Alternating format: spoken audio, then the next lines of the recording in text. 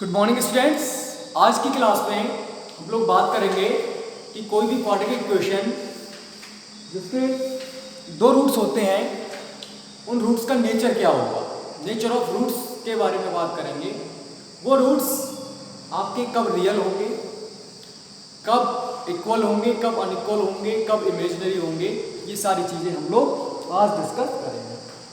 तो देखिए, हम जानते हैं कि जो आपकी क्वाड्रेटिक इक्वेशन होती है वो ax² + bx + c की स्टैंडर्ड फॉर्म में दे रखी है, जिसका सोल्यूशन स्टैंडर्ड फॉर्म में quadratic formula x = -b + -√b² - 4ac/2a से दिया जाता है, जिसमें इसको हम सेकंड टाइप से लिख सकते हैं -b + -√b/2a से, जहाँ जो d है वो हमारा डिस्क्रिमिनेंट है और इसकी वैल्यू जो है वो d = b² - 4ac होती है। ठीक है, तब हमारी जो d की वैल्यूज होंगी वो 3 टाइप से आ सकती हैं। पहली टाइप में जो d की वैल्यू होगी वो 0 से ज़्यादा हो सकती है।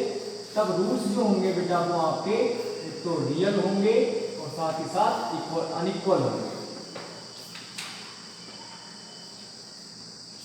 अगर सेकंड कंडीशन में d 0 आ जाता है तब भी रूट्स आपके रियल होंगे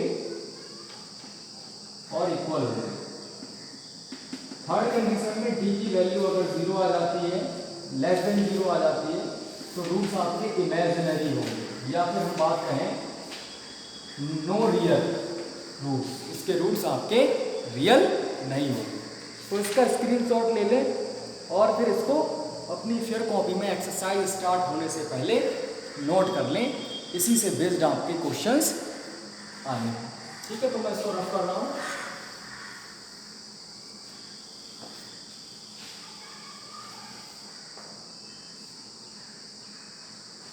चलिए, हम एक्सरसाइज 4.4 के क्वेश्चन नंबर फर्स्ट के पार्ट नंबर फर्स्ट पर डिस्कशन करेंगे। समझ लेते हैं पहले क्वेश्चन नंबर फर्स्ट क्या है। Find the nature of the roots of the following quadratic equations. If the real roots exist, find them. अगर रूट्स आपके रियल एग्जिट करते हैं तब उनकी वैल्यू आपको बतानी है। देखिएगा, रूट्स अगर आपके रियल होंगे तब d की वैल्यू > 0 या = 0 आनी चाहिए। यही दो कंडीशन में आपके रूट्स एग्जिट करेंगे। तो पहला जो पार्ट है वो 2x² - 3x + 5 = 0 है। हम लिखेंगे इस compared bye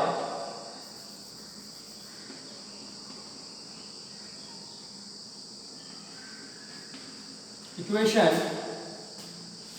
ax² + bx + c = 0, then a = 2, b = -3, c = 5।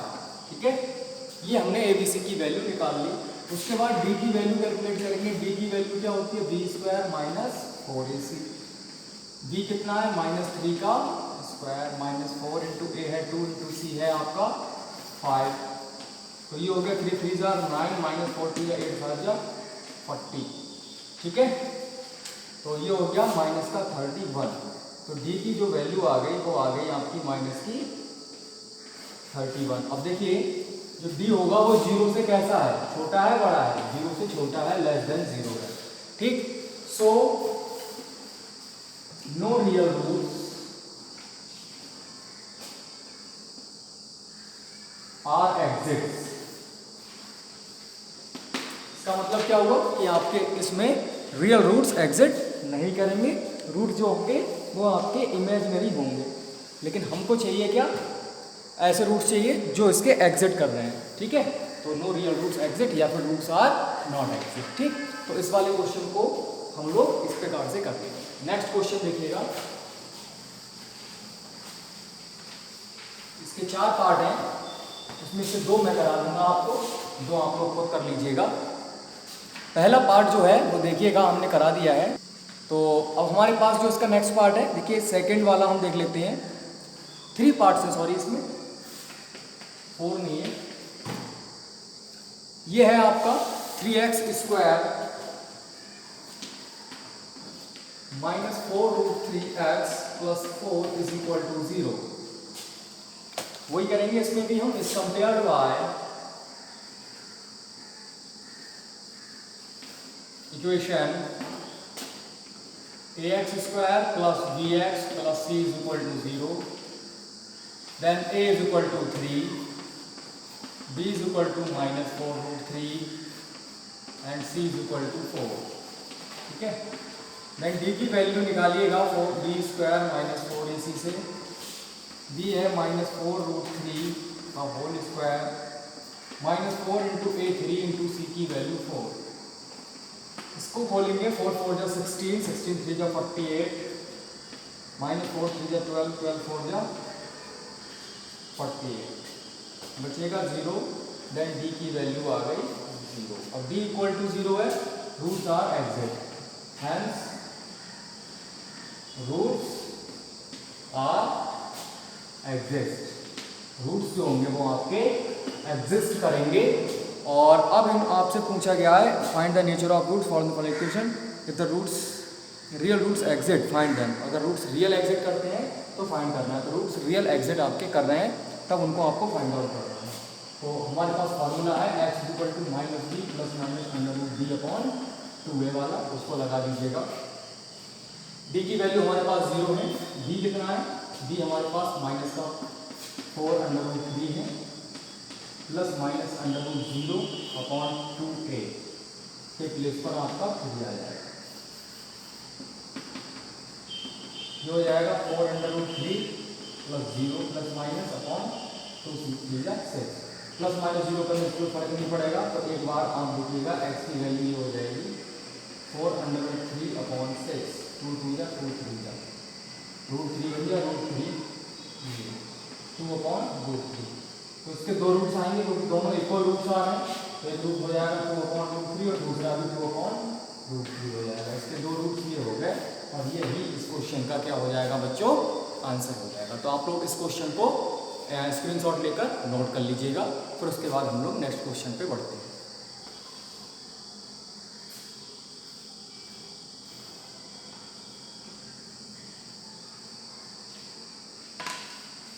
इसके हम अगर बात करें पार्ट नंबर क्वेश्चन नंबर 2 की, तो क्वेश्चन नंबर 2 देखिएगा क्या है।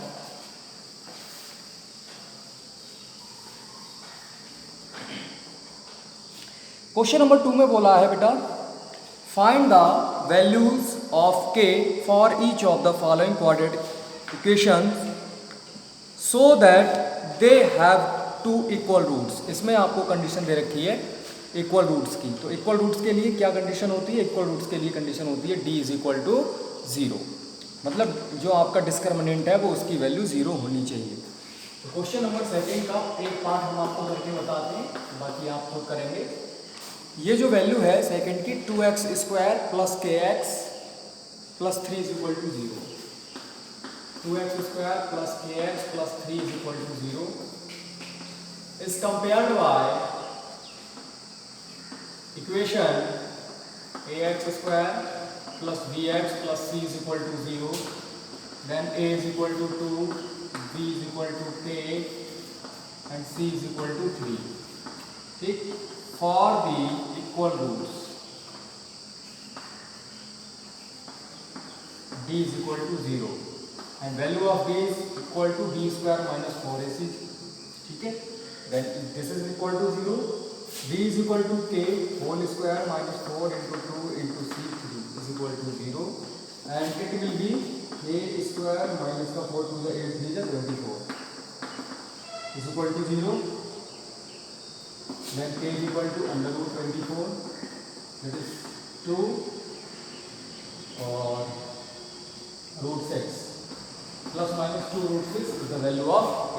तो k की दो वैल्यूज हो जाएंगी, एक तो हो जाएगी आपकी 2√6, एक हो जाएगी -2√6।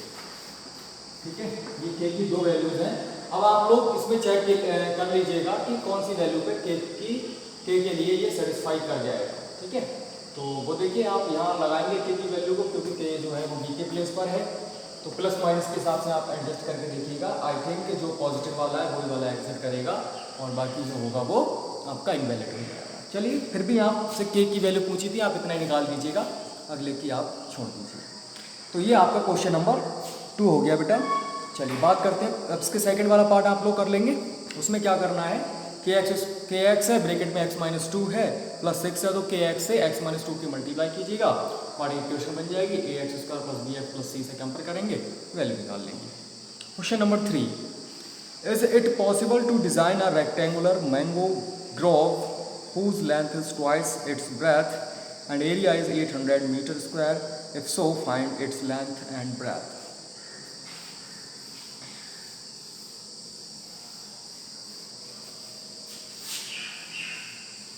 देखिएगा एक रेक्टेंगुलर आपका मैंगो ग्रोव है, और पूछ रहे हैं कि बनाने क्या पॉसिबल है, जबकि कंडीशन आपके लिए ये है कि जो लेंथ है वो ब्रेथ की ट्वाइस है, whose length is twice it to its breadth। अगर हम इसकी ब्रेथ को let the breadth of the plot rectangular या of it, मैंने of it कर दिया, ठीक है, b is equal to x then length, length हो जाएगी आपकी 2x, ठीक है, बट एरिया जो है वो 800 मीटर स्क्वायर है, एरिया जो है वो 800 मीटर स्क्वायर है।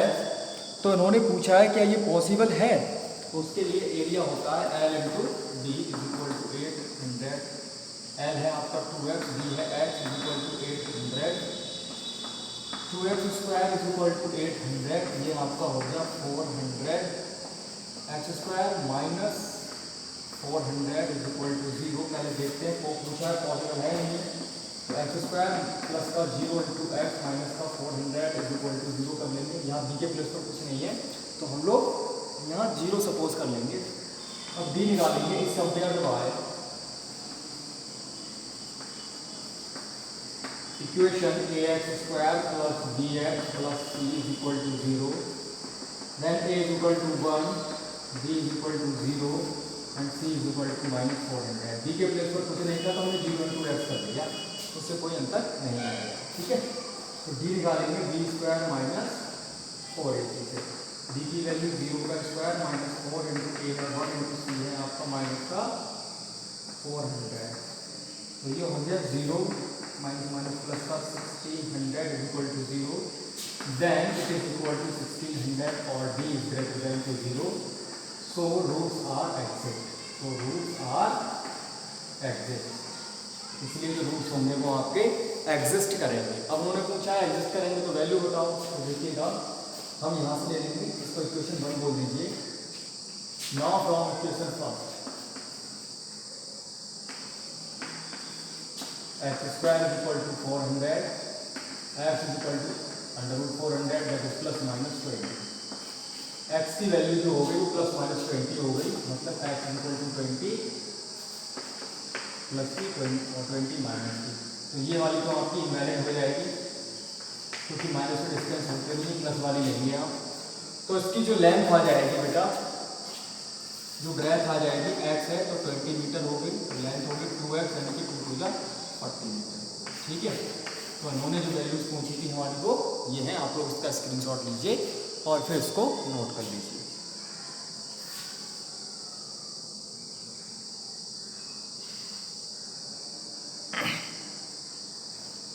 इसके बाद नेक्स्ट वाला क्वेश्चन आपका क्वेश्चन नंबर 4 है, मैं एक्सप्लेन कर दे रहा हूँ। दोनों क्वेश्चंस आपके लिए सिंपल से क्वेश्चंस हैं, वो आप लोग अपने आप कर लीजिएगा।